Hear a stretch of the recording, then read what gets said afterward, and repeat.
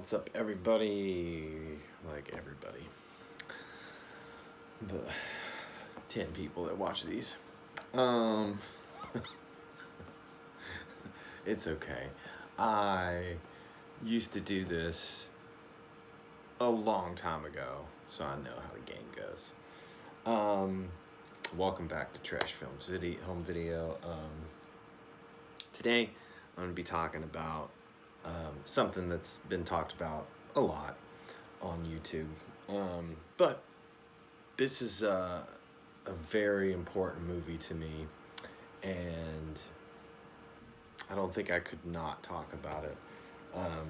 That is the Second Sight 4K box set of Dawn of the Dead.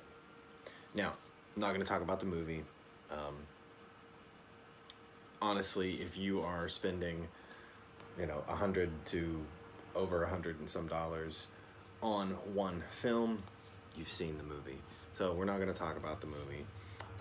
I'm mostly going to focus on the special features of this because,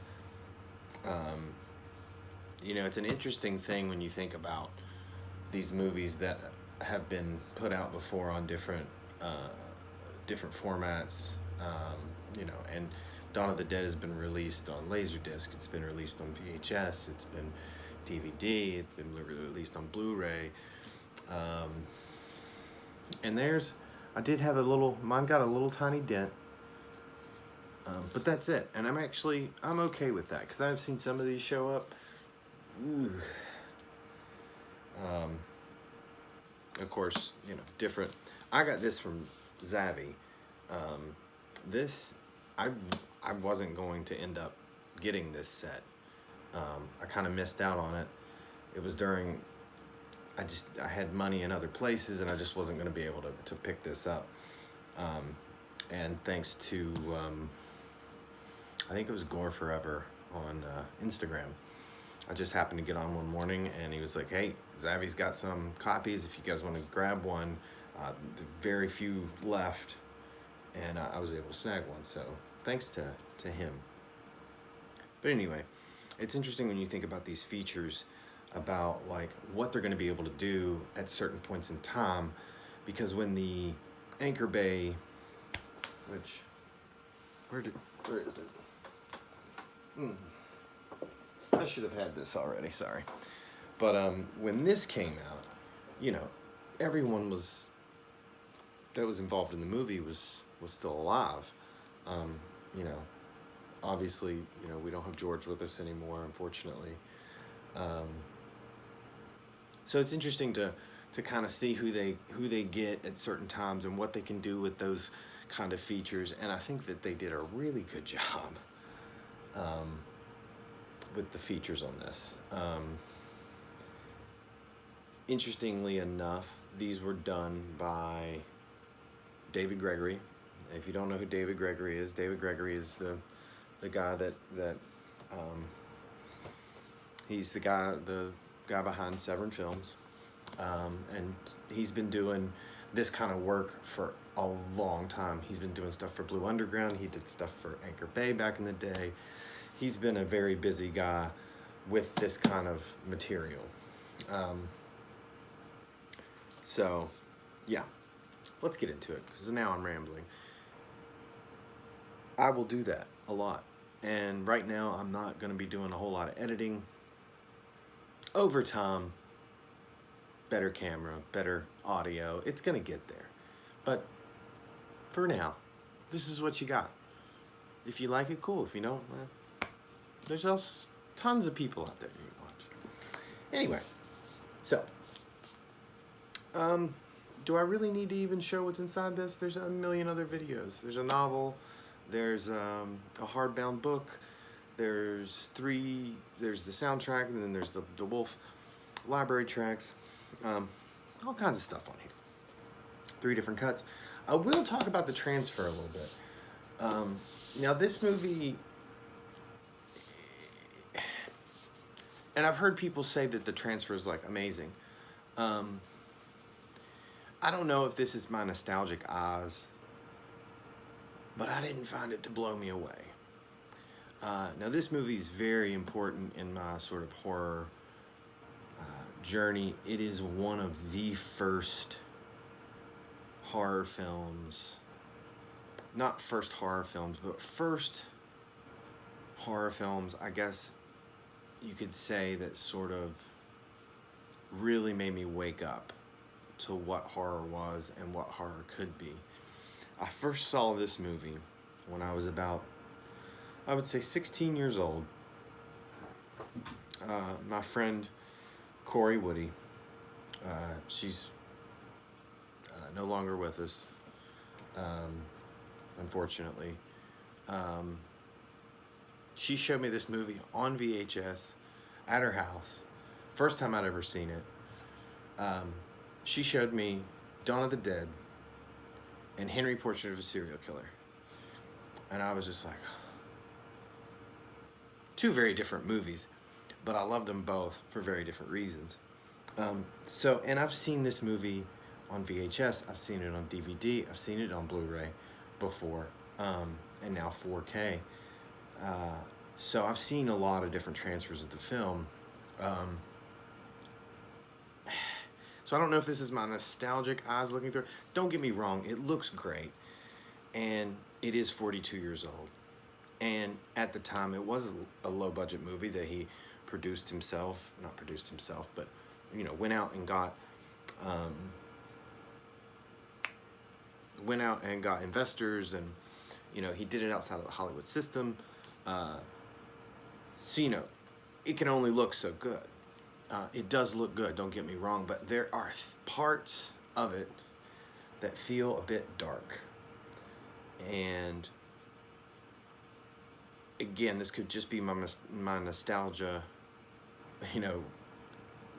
covered eyes. But I remember those scenes not being so dark. And the scenes I'm talking about are the scenes in the basement with all the zombies, where Ken Foree, shoots him and the tear rolls down his eye, and the bites. They seem dark. And it almost less effective in a way. And the movie goes from, being not in focus, but like soft to crisp, all throughout. And I did read one review that talked about the grain structure and how it wasn't distracting.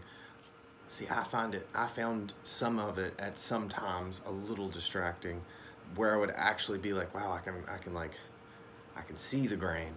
No, there's no artifacts. They removed all that. It's a good transfer. I'm not trying to sit here and say it's not a good transfer. It is. It's just not, I don't think it's something that I was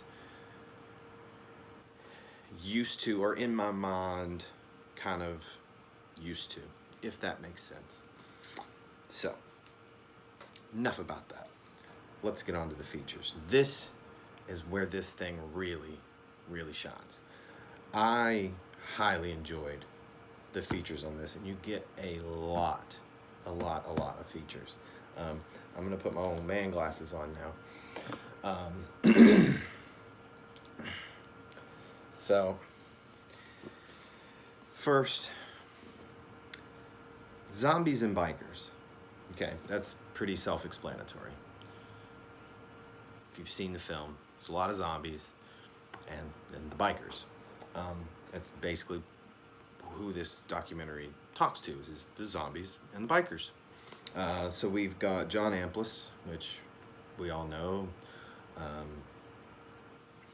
Roy Frumkus, which he did Document of the Dead. He was behind Street Trash. He was a film teacher in New York, which I've met Roy, very nice guy. Tom Savini, Christine Forrest, Tom Dubinsky, Tony Buba, Tasso Stravakis, and a whole host of zombies and bikers. It's 59 minutes. It's an hour. It's a very well made, very interesting, it kind of gives you a look behind the scenes to some people that weren't necessarily, they weren't there for, a lot of them, for the whole shoot. some of these guys, not just these, there's more people in this documentary than who I just named. There's more. And some of them, were just a biker.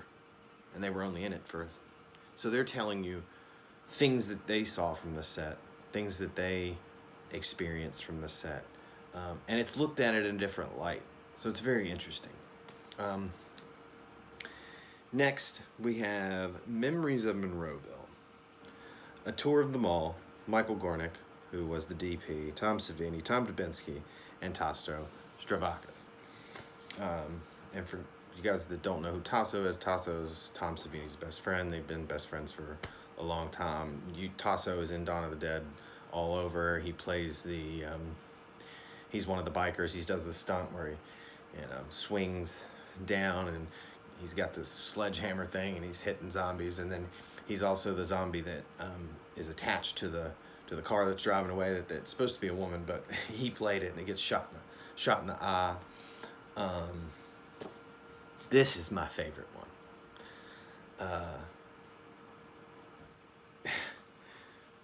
There's just something about it, because these men at this point in time are all, Tom Savini's like 74 now, 73, 74, and they're all kind of in that age range, and it's just a bunch of old dudes walking around this mall to different spots and reminiscing and say, oh, this is where we did this is where we did that.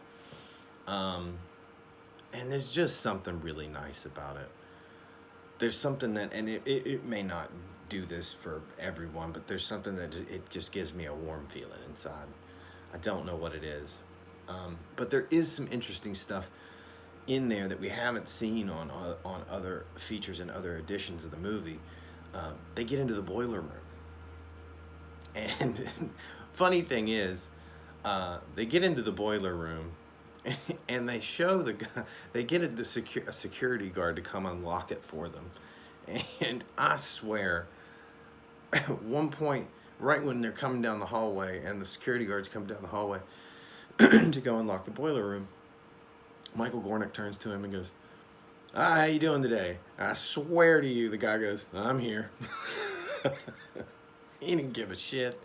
He just was, it was just another day for him. But the really interesting part is the room in the boiler room, which they used as controls to turn on, like, in the movie, they turn on the fountain, they turn the music on. That panel and that room is pretty much the same. I mean, it's a little updated. There's some computer monitors in there where they're controlling things, but those gauges, they're all still there. And I don't know if anybody has traveled to this mall before. I have. And obviously you can't get into the boiler room. Even just a random person, they'd be like, no, we're not taking you to the boiler room. Sorry, this isn't, no. And at the time when I went, I'm so sorry. And at the time that I went, they weren't as accommodating to Dawn of the Dead fans. At this point in time, JCPenney's was still open. I went into the elevator, I went up and down the escalator, and they had put like nubs, these metal like knobs, not knobs, but like bumps in the middle of the escalator so people couldn't slide down it, like Scott Reiniger. They weren't as nice.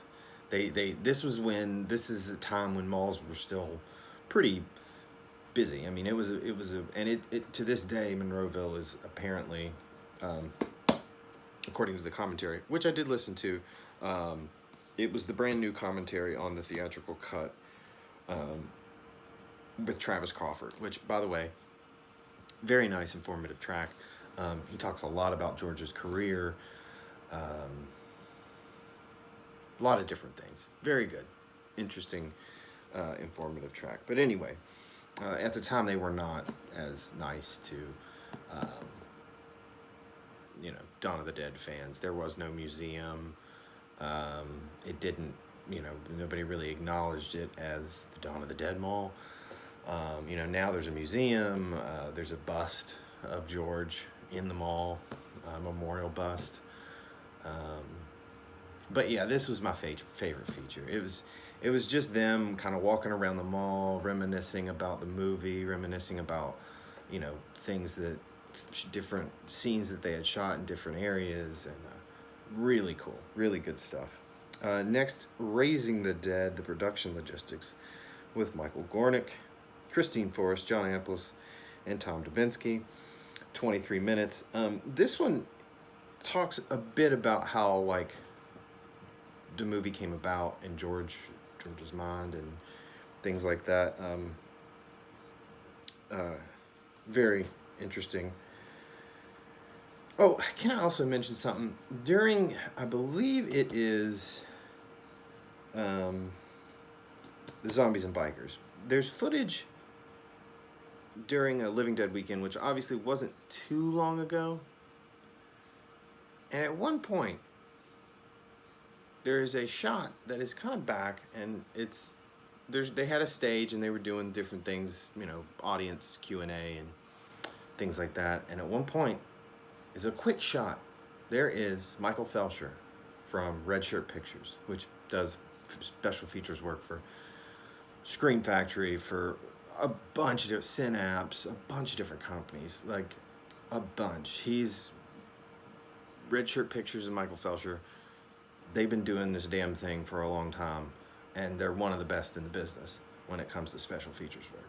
There he is on stage with a camera filming the audience. Now, I do know that he helped, I think he edited one of these, but I didn't see anything about camera. Is there a US Dawn release coming? I'm just saying, it's possible. Or it could have just been the work he was doing on this. Anyway, next, the effects of Dawn with Tom Savini. These are all new, by the way. This one was really cool. I enjoyed this. It's called Dummies. It's an interview with Richard France. Richard France is kind of a George Romero actor.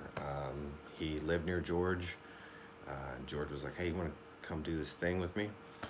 He was like, "Sure." He was a teacher at the time. He wasn't an actor. But, he's in The Crazies. He's in Dawn. He was in Night. But he talks about his experience with George and how George got him into acting. And, he talks about George in a really, really, that's my cat, if you all heard that. She does not like me giving attention to anything else, even an electronic device. He talks about, how he got into it, how thankful he is, and he was able to get out of academia, and apparently hated it. He was able to get out of academia because of this. So, also really cool. Lost Romero Dawn interview. That was probably for this release, and it's I would say standard definition ish. But it's a cool little interview. I don't know if it tells me 20 minutes. And then we get Super 8 Mall footage from one of the zombie extras with optional commentary by Robert Langer or Ralph Langer. They were brothers. They were zombie extras. They shot a bunch of Super 8 footage, which actually I think that is ported. That is not new. No, it's not new. Still very cool, interesting. And then we get the Document of the Dead on here, which if you haven't seen Document of the Dead, it's fantastic. Go watch it. Roy Frumkus, who is in the features here and also did Street Trash. He did a documentary on the making of Dawn of the Dead. We get two cuts of that. You get the original cut, which is 66 minutes, and you get the definitive cut. There's actually commentary for that by Roy, and that one is 100 minutes. I don't think I've watched the definitive cut. I didn't watch it. I've seen Document of the Dead 10 times. That's how much this movie means to me. It's one of my favorite, not only horror films, one of my favorite films of all time. I've seen the documentary 10 to 20 times. I don't know that I've watched the definitive cut. I'll end up, would you be quiet? What is your problem? What is your problem? I don't know. I don't even know if you heard her, but... And then we get a documentary that was on this, which is still, to this day, it's still relevant, still a really good documentary, called The Dead Will Walk. And it is 80 minutes. And then we get trailers, TV, and radio spots.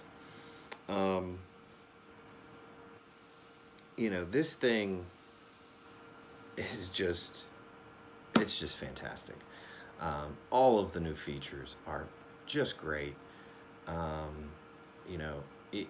This is going to be a little bit hard to find now. They'll pop up here and there.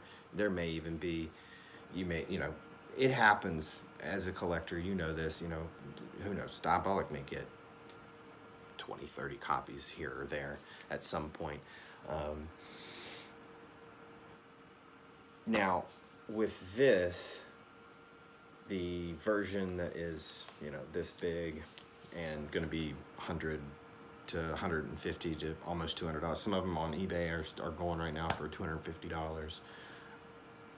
What you pay for what you want, what it's worth to you is what it's worth to you. A lot of people will give people shit for, you spent $250. Well, if that's worth it to them, then it's worth it to them. Shut up. It's not your money. If they want to spend $300 on a Blu Ray release, well, they could be doing worse. They could be spending $300 on heroin or something. I don't know. But I do know that the standard release, pretty much the only, I think, I'm not 100% sure, that you're losing is the packaging and the book, the novel, and the hardback book, which the hardback book is not the novel. The novel is paperback. The hardback book is like it's just like a dissecting the dead. Yeah, it's about the film. But I think that is all you're losing. I think you may be losing. I don't remember. You may be losing the CDs too. But I think right now that is up for pre-order, which again, a lot of people are not even going to ever look at. So, and I think right now at Diabolic it's like $43.99. If you want to go out and find this and pick it up, it's amazing. It's gorgeous. Can I also say something else? The fact that this card, okay, so like we get things from Arno and it's a card like this, and then it goes and it's taped here, and then you either have to like tape it back or lose it or fold it up, and usually what I do is I fold them up. But the fact that this thing is a tray and you can take it on and off, it's such a little thing, but I can't tell you how happy just this little thing, the fact that this just comes on and off like nothing. It's just the tiny things. It's just the tiny things that make me so happy. That made me so happy. If you have the money and you want to spend and get one of these on eBay or whatever for $250, it's, whatever it's worth to you, it's worth to you. If you don't care about the book and the CDs, again, the CDs may come with it, I don't remember. But I do know you're going to get all the features and all the cuts and everything with the standard edition. It is definitely worth it. And I'm at 24 minutes. And yeah, also I have a tendency to do this. My videos run long. My reviews run long. They always have. Sorry. Or you're welcome. Some people love it, some people hate it. I don't know. Anyway, that's all I got. Until next time. See you guys.